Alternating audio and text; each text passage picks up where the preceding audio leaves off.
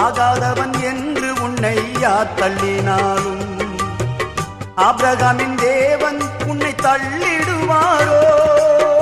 தஞ்சம் என்று வருபவரை தள்ளாத நேசரவே, தஞ்சம் என்று வருபவரை தள்ளாத நேசரவே, அஞ்சிடாதே மகனே மகளே என்று உன்னை தேற்றிடவே உனக்கொருவர் இருக்கின்றார், உன்னை விசாரிக்க துடிக்கின்றார், உன்னையும் என்னையும் இயேசு நேசிக்கிறார்.